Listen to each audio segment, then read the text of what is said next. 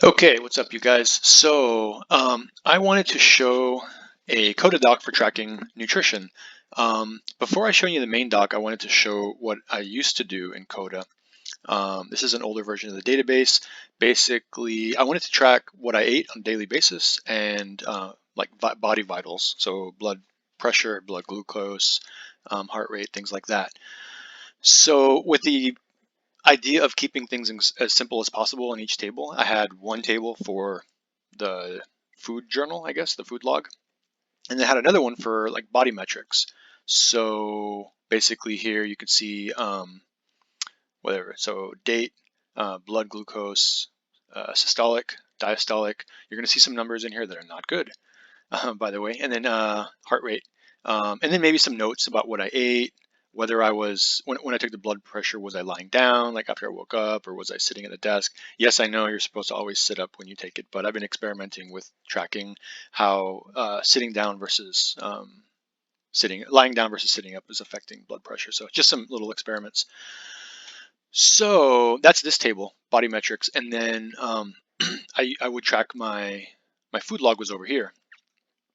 And actually, I usually use this view, which groups by date, so I can like expand a date and see, okay, at this time I ate these things. It's very nice. Got some data here. Okay, so this is cool.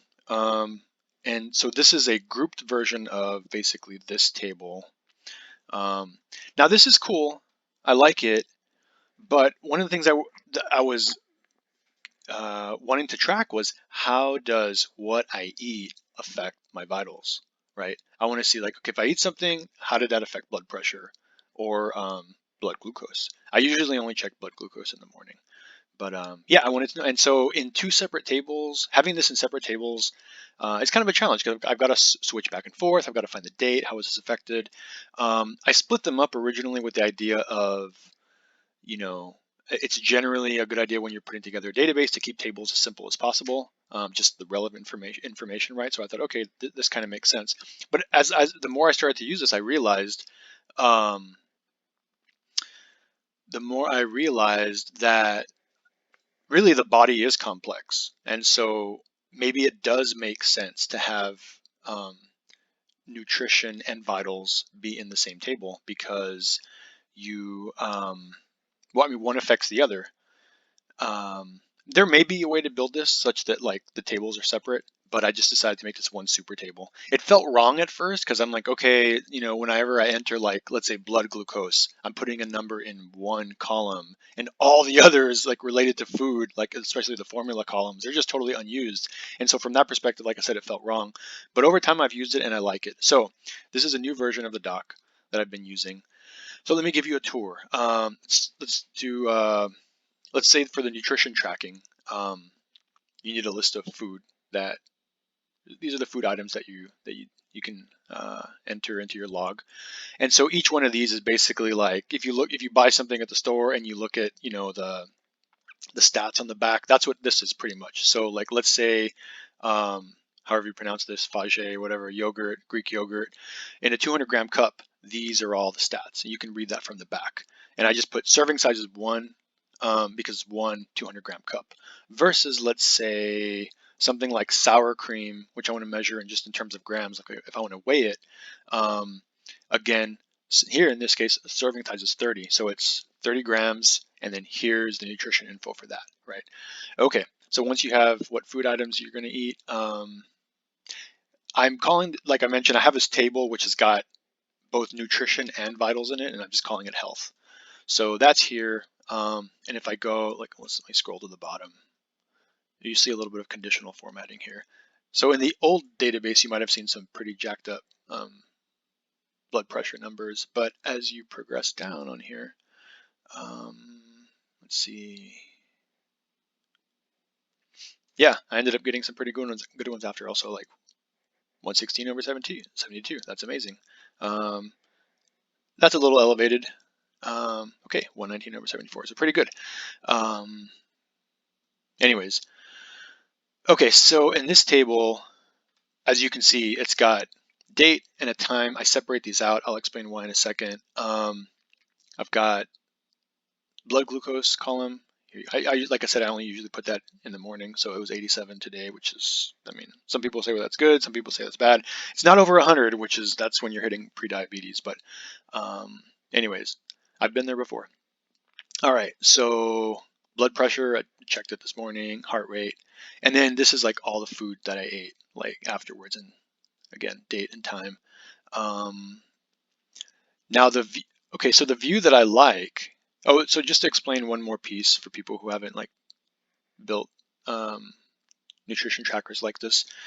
Here, okay, you put the date. You put, let's say I ate lima beans right at this time. So the date, the time, um, the amount. So 160 grams, and then the way all of these, you can see calories, fat, cholesterol, etc. All of these numbers are basically formulas.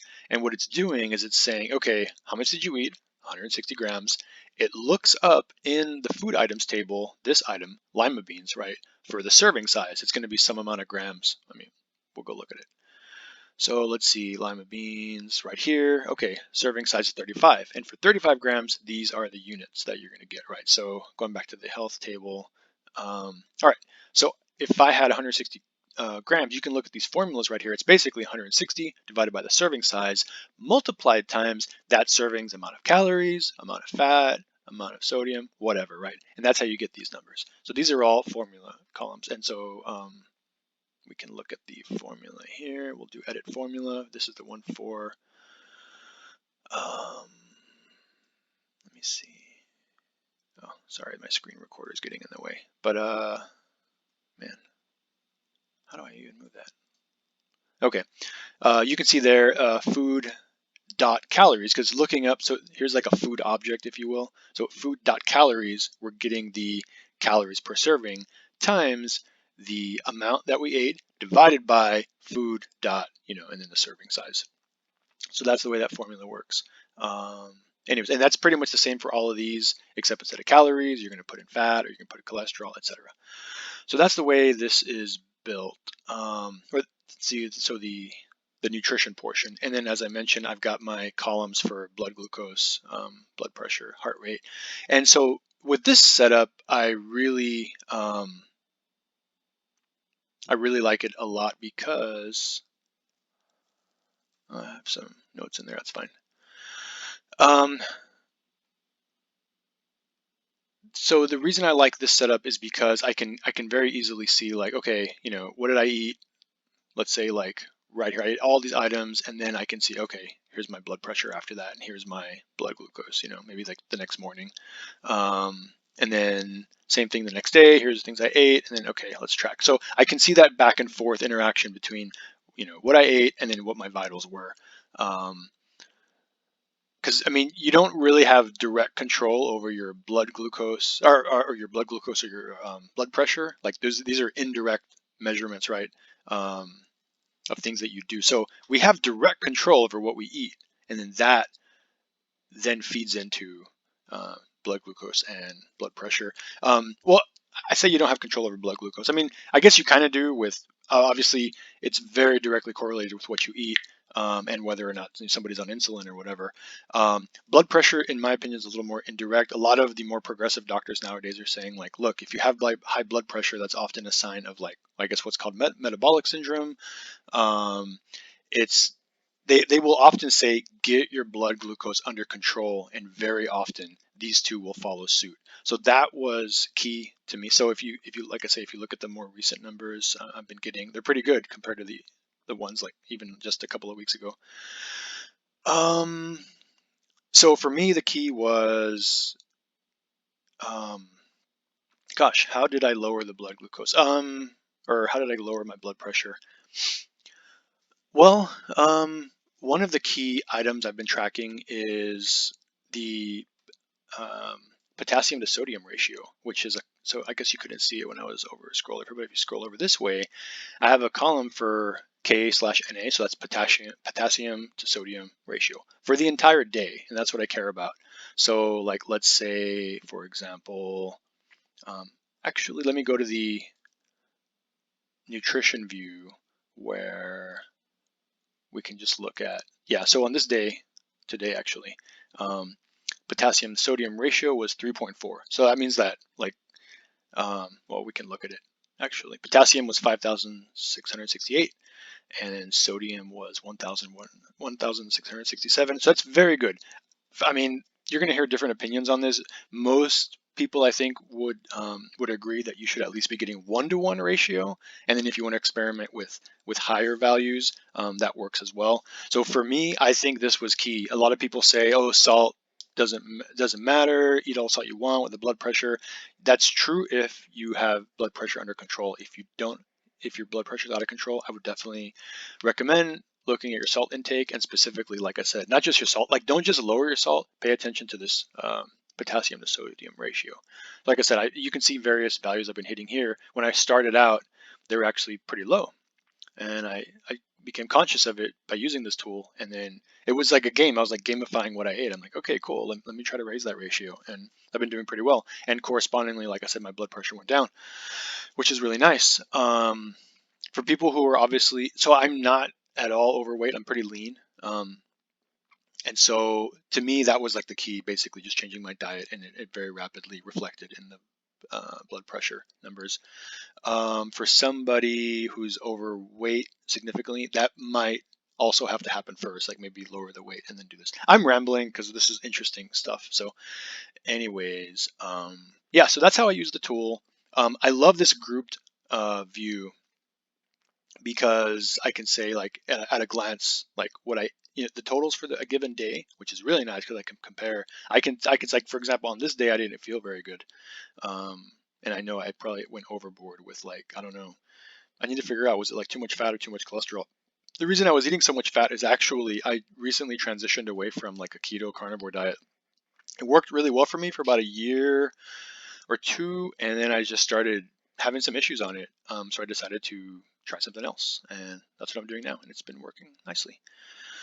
But yeah, so in this view, you can expand a day, and then it makes it very clear, like, okay, this is a meal, this is a meal, this is a meal, right? 8 a.m., bada bing, here's what I ate, right? And you can collapse it and just see the numbers for that row. I will say right now, there is an Coda UI, I don't know what you want to call it, just bug or issue, but here you can see, this is a grouped table, and the columns are shown, and if you scroll off, they disappear. Unlike if you go back to like the main health table, if you scroll, they're always up at the top, which is really nice.